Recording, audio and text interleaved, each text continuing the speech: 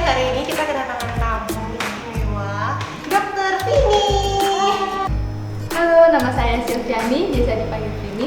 Saya berprofesi sebagai seorang dokter gigi. Saya alumni Fakultas Kedokteran Gigi Universitas Airlangga pada tahun 2013. Saya menyelesaikan kedokteran gigi saya pada tahun 2018. Sekarang saya bekerja dan tinggal di Lombok. Dokter Vini ini lulusan UNER yang cepet banget.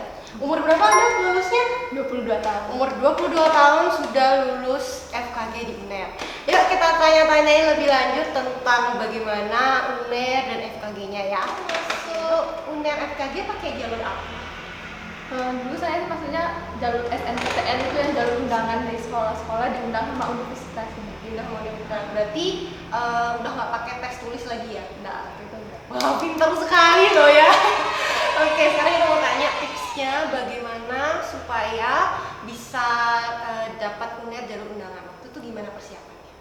Dulu waktu itu awalnya sih Kak, kita harus tahu dulu kita mau masuk universitas mana, di negeri atau yang swasta. Waktu itu aku targetnya sih negeri karena kan bisa lebih murah. Lebih murah. Jadi Untuk cara masuk SNPTN jalur undangan. ya, kan tadi harus punya sertifikat kalau kamu berprestasi dalam bidang akademik maupun non akademik. Jadi kan sebenarnya waktu itu kan persiapannya ya, jadi persiapannya waktu itu kan mulai dari kelas 10 atau kelas 11 waktu itu. Mulainya kita mulai ikut lomba-lomba apapun yang ada, maupun fisika, biologi atau semuanya yang ada diadain buat SMA, kita ikut. Waktu itu aku ikut, walaupun kayak nggak bisa tapi tetap aja ikut karena awal-awal kok kita ikut tuh kita tahu kan, oh ini cara dia punya lombanya gimana, jadi kita tahu apa yang harus kita pelajari untuk ikutnya lomba. Jadi awal mungkin nggak menang di banyak, Tapi kok nggak menang dapat sertifikat? tetap dapat sertifikat. Nah, bisa itu dikumpulin. bisa. Awal-awal yang kita targetin sih lomba yang diadain universitas yang mau kamu masukin. Waktu itu aku kan UNER, jadi waktu itu semua lomba yang diadakan kedokteran UNER sama FKG UNER aku ikutin. Waktu itu lomba apa? Dentin sama medspin kalau saya terkenal dulu. Kayak gimana tuh lombanya? Jadi lomba tentang kedokteran, jadi tentang kedokteran Oh, kamu. kayak cerdas cermat gitu. Jadi ada IPA, biologi, fisika, terus sama kedokteran dasar. Semester 1. Ternyata ada ya, aku baru tahu loh. Nah, itu Nggak pernah ikut tuh waktu SMA. Ketahuan males. Iya. Terus selain itu apa lagi nih, Vin? Selain ikut lomba, apa kamu dulu pernah ikut les? Kayak les-les kursus-kursus yang khusus buat masuk. Kalau yang les itu kan bisa untuk yang mau masuk ikut jalur tes. Jadi waktu itu sebelum ikut tes tuh aku kan sudah diterima lewat jalur undangan, jadi aku nggak ikut Les. Tapi kalau misalnya seandainya teman-teman mau ikut SNPTN tulis, paling nggak ikut les ya. Soalnya Iya. soalnya tuh bener-bener beda. Aku tuh dulu kalau nggak ikut les pasti nggak bisa jawab, bener. Susah banget kan, nggak sih, susah banget. Apalagi ada tes psikotesnya. Tuh Iya. psikotesnya juga kalau misalnya teman-teman nggak mau les, bisa latihan ya, latihan tes diri kan sekarang di internet banyak ya media. Nah selain itu, kalau misalnya apalagi nih tips-tipsnya buat masuk ke UNER selain itu, selain nilainya harus bagus, ikut-ikut lomba atau enggak les, apalagi nih? Yang pertama kamu harus banyak berdoa. Nah itu dia nomor satu nih malah, berdoa itu nomor satu. Karena kan kita walaupun banyak teman saya yang pintar, dia lebih tinggi rankingnya dari saya, banyak yang tidak keterima dulu.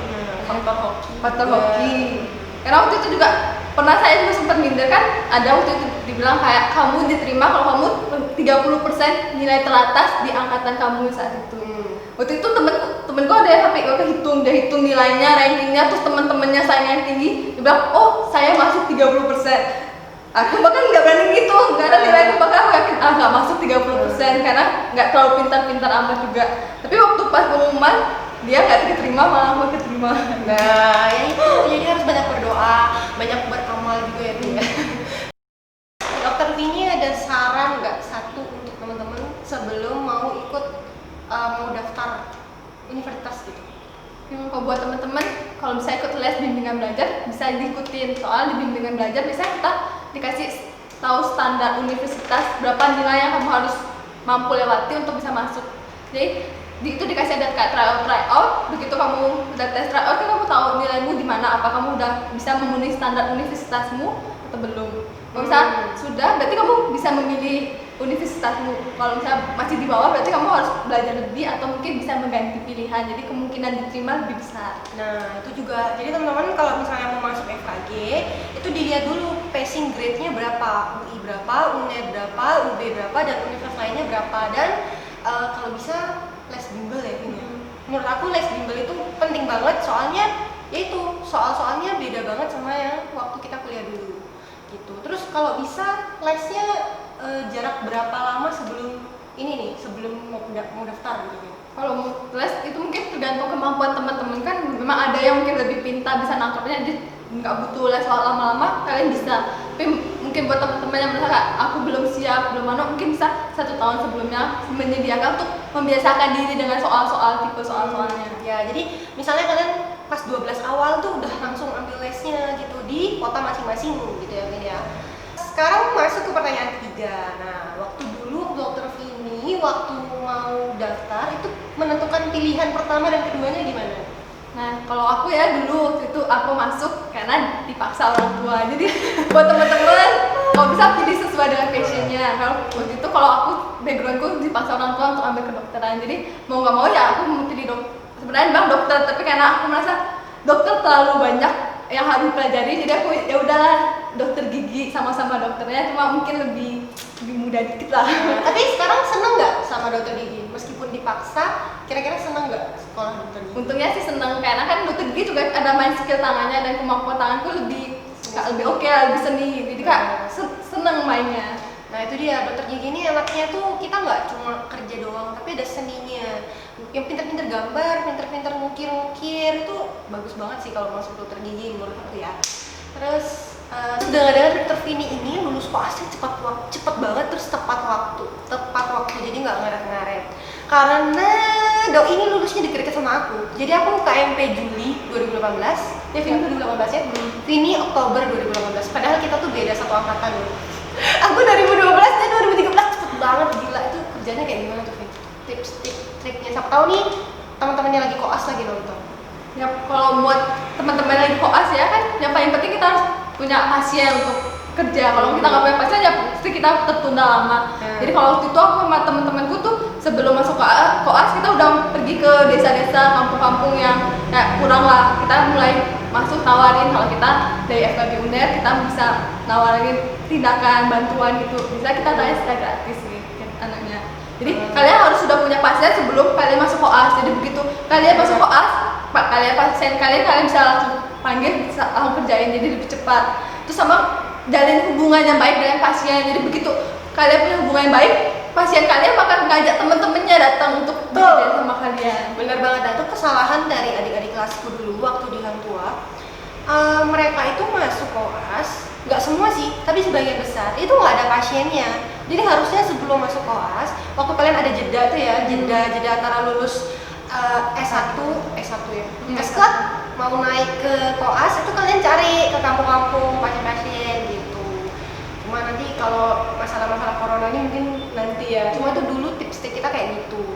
Terus selain itu apa lagi Vin? Sama manajemen waktunya sih kalian, karena beberapa temenku kayak mungkin santai-santai ya kak, mungkin mau santai-santai di awal terus belakang mau dikejar, kayak itu kan nggak bisa. Jadi kamu harus punya waktu kak, kamu menargetkan oh besok saya mau kerja ini, pasiennya dipanggil, berikutnya ini, jadi kamu udah ada jadwal plan yang benar gitu loh. Jadi kalaupun ada tertunda, jadi tidak terlalu molor terlalu jauh. Kalau kamu suka mengulur-ngulur waktu, tambah jauh mundurnya, karena kan kita tidak tahu pasien kita kapan bisanya, tiba-tiba ada halangan, kan banyak faktor-faktor yang memperlambat kamu. Berarti dokter Vini dulu kayak punya plan dari bulan ini saya harus kerja ini, nanti kira-kira pekerjaan PSA ganda ini selesainya di bulan apa gitu, sampai buat ya bisa kayak gitu. Jadi kamu kira-kira pasien ini berapa kali kunjungan datang, jadi kira-kira oh selesai dalam 1 minggu. Jadi kamu dalam kerja kamu harus cepet kak. Oh ya pasien ini cuma 3 kali saya panggil, jadi kamu harus bisa dalam 3 kali pertemuan menyelesaikannya. Kalau kamu tidak punya target, bisa aja pasiennya yang harus cuma 3 kali bisa sampai 6 kali kamu panggil, karena kamu tidak tahu langkah-langkah apa yang harus kamu kerjakan saat itu. Selain itu, kalau misalnya mau kerja pasien nih, kita kan harus kayak belajar dulu ya. Ini tuh gimana tahapannya, kita mau ngapain. Kadang-kadang kan blank di kampus, terus banyak teman-teman, ini gimana ya. Berarti kan kita kayak harus belajar duluan. Nah, itu juga tipsnya lagi, harus belajar dulu sebelum ngerjain pasien itu. Nah, jadi waktu diskusi kan kita kalau mau kerja pasien ada diskusi sama dosen tuh. Nah, diskusinya biar lancar, belajar. Terus selain itu apa lagi? selain manajemen waktu, manajemen pasien, gimana cara ngomong ke pasien supaya pasien itu senang sama kita, sampai dia tuh bisa ngajak teman-temannya, ayo kita ke UNER, ke dokter Vini, nanti kamu diterawat ini.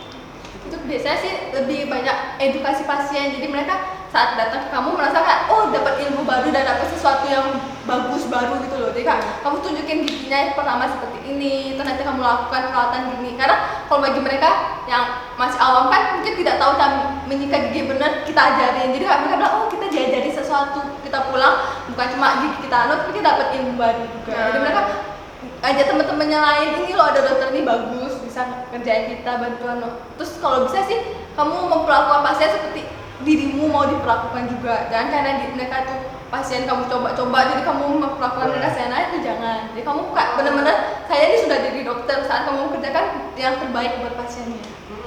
Sama jangan juga janjian sama pasien jam sekian terus dokternya sendiri telat, itu nggak enak ya, apalagi pas koas tuh kursinya rebutan. Nah, gimana tuh cara memanage kursi dental unit supaya bisa pembagian sama temen kubikelnya nggak rebutan gitu, gimana? Kalau waktu aku sih waktu itu kan kita sekelompok, jadi setiap kali masuk kelas tuh ada bagi per kelompok koordinator ya.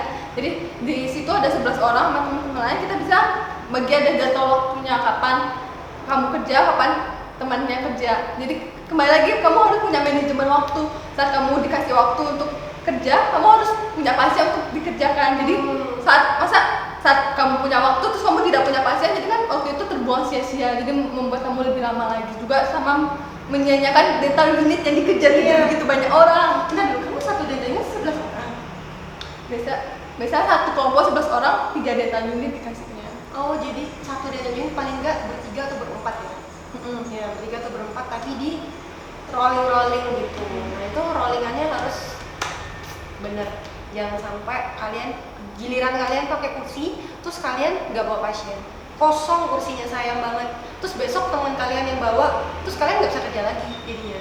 Sama kalian juga harus saling membantu sama teman kelompok kalian, karena kok teman kelompok kalian juga selesai lebih awal kan dental unitnya bisa dipakai lagi dengan yang lain. Jadi kak saat teman kalian kerja, kalian harus bantu juga. Kalau mereka cepet, kita juga bisa cepet, jangan egois satu sama lain gitu loh.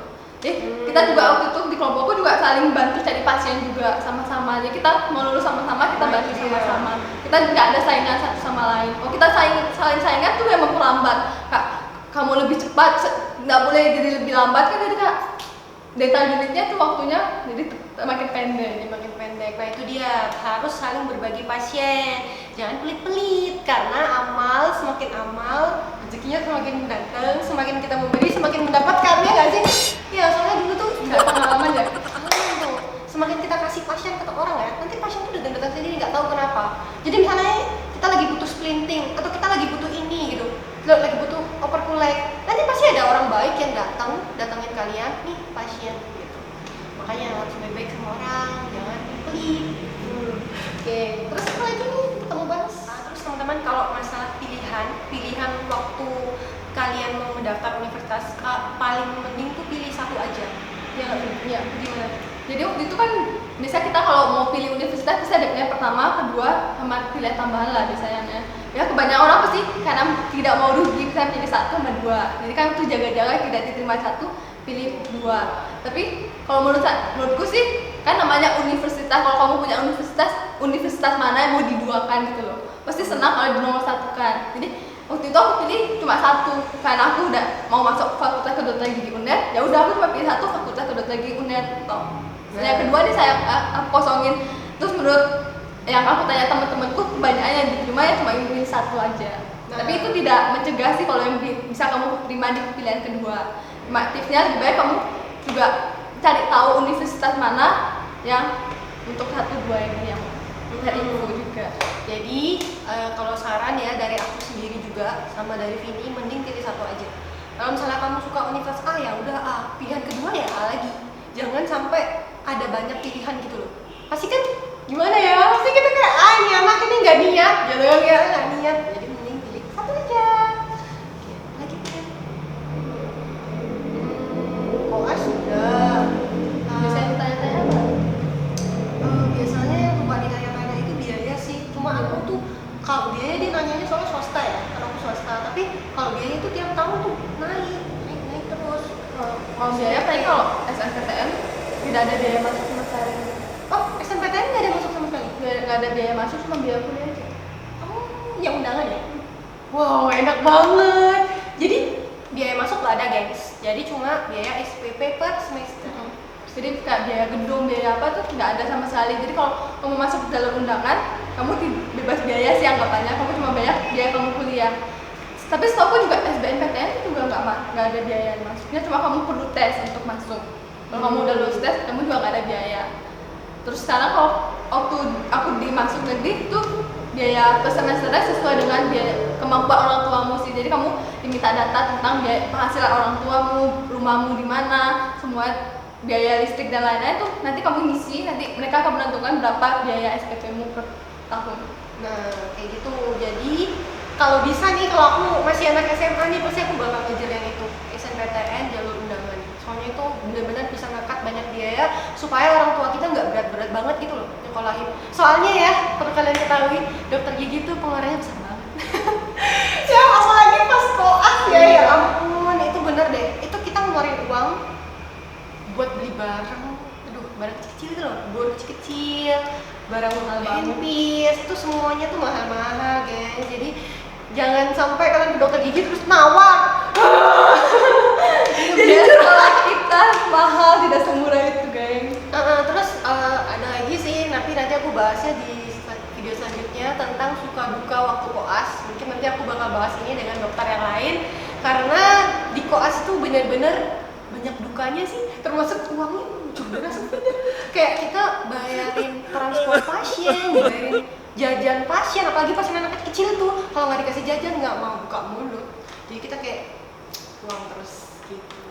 Sama ini buat teman-teman juga ya, misal aku sering banget sih kak, bahkan beberapa pasien pasti nanya kalau kita baik keluarga yang kurang mampu ya, bisa bilang kayak susah mau masuk ke dokteran, apalagi ke dokteran umum, ke dokteran gigi.